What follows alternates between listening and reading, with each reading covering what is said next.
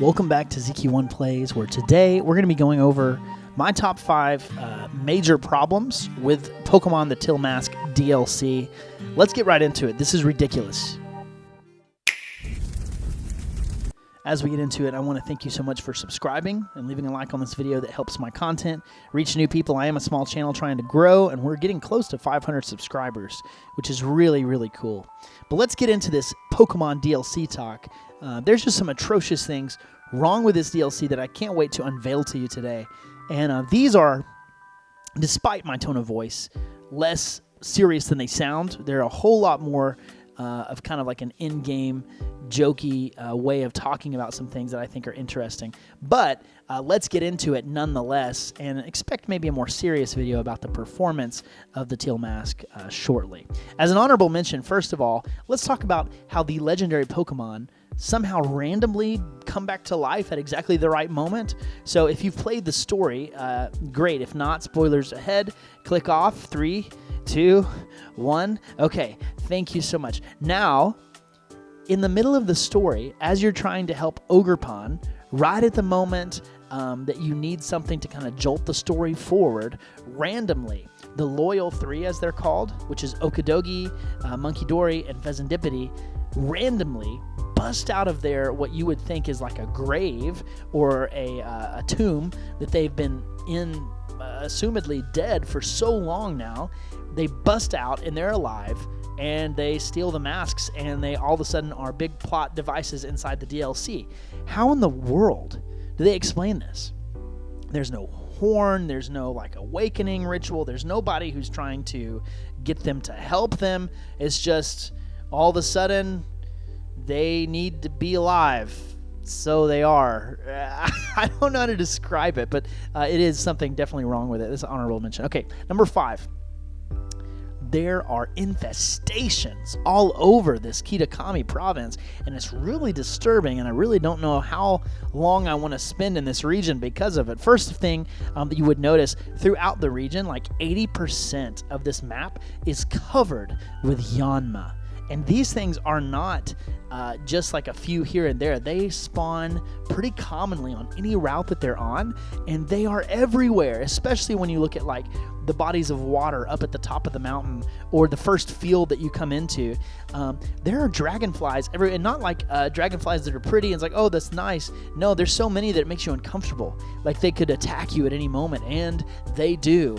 And these Pokemon, yeah, I'm tired of seeing them, and honestly, they feel like filler inside of a DLC that may be lacking a good number of new Pokemon. So, but we're not talking about that today. Let's get into it, because there's another infestation going on, and that is Munchlax and Greedent and Squovette and even Snorlax.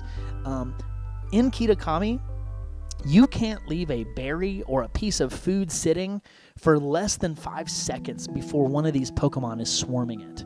We're not talking about ants here. We're not talking about birds landing in your windowsill. We're talking about full-on humanoid Pokemon, as well as the little squirrels rushing your food, bum rushing your food. And these Pokemon are big enough to kind of bowl you over or knock you over. And I don't want to be visiting a place where my food is going to be attacked by Pokemon right in front of me just for leaving it out for a couple of seconds. This is, yeah, it's disturbing, and it can't be a great place to live. Number 4, there's got to be a potential, gas leak or something going on in Kitakami, because in the Teal Mask, there's like random moments in the gameplay where, for whatever reason, Game Freak designed it to like slow down and chug your movement, and it feels like a frame rate drop, but I'm pretty sure that it's an intentional part of the story, because there must be something going on here that is causing like your motion to be upset, or perhaps you're hallucinating slightly and it's causing you to experience reality a little slower than normal. I mean, I would doubt it's a frame rate drop. That would be pretty unprofessional for a studio. Number 3, the children in the Teal Mask DLC in Kitakami are terrifying. I mean, just a few minutes of talking to Carmine and talking to Kiki is what I call him. I think his name is Karen or something like that. You find out very quickly these two are a real piece of work. There are other children running around the DLC as well, but you don't really get to interact with them near as much as these two. And in a real strange kind of way, I think Carmine likes my player character, but she's also like the worst bully. Like all of her lines to us are either angry or tormenting or maybe insulting a little bit. I don't know how to take her at all. And then you have Kiki, who is perhaps, and this is saying something, the biggest crybaby that we've seen in Pokemon ever. And so, once again, like if you're thinking about moving to Kitakami or just exploring Kitakami, the children here are terrible. They're not fun to be around. And they kind of make the mission a whole lot less enjoyable than it would have been if they had just not been here. And I was experiencing this firsthand without them as like these monologuing guides to everything. Let me experience this DLC with just the grandpa. Wouldn't that be nice?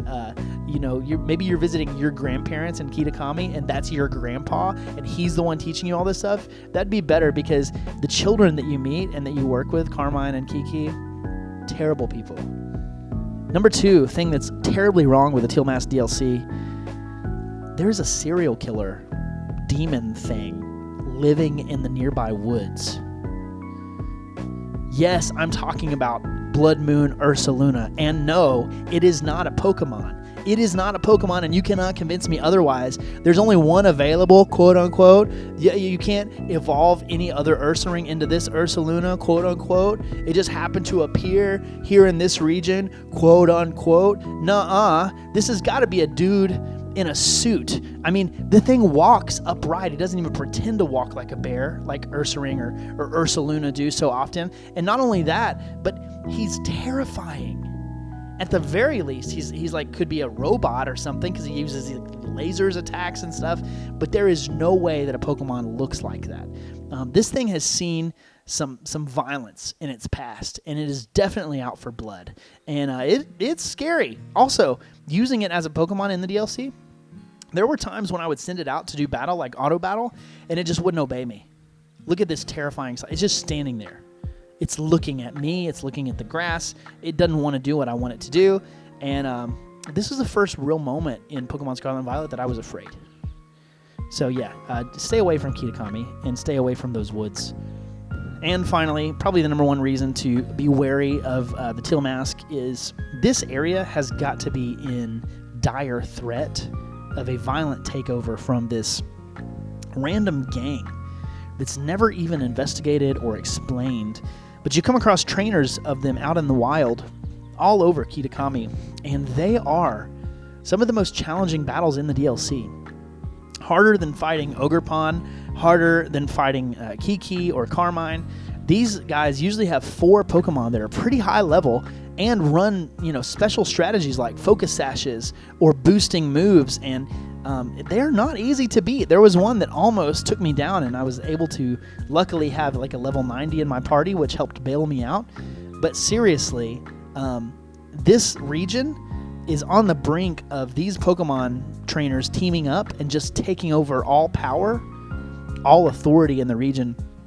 Kind of as if, Gen 1 Team Rocket was able to do that without the player character coming in and saving the day. And so, yeah, just a word of warning, there's some really strong trainers that could take over this countryside at any given moment, and that's pretty terrifying to deal with as well.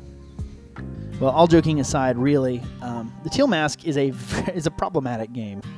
It's short, it's short-sighted in terms of the storytelling.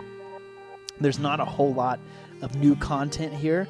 It really seems more like a mystery event to introduce these 4 Pokemon than it does a DLC. And considering I paid $15 for this thing, that is a little bit frustrating.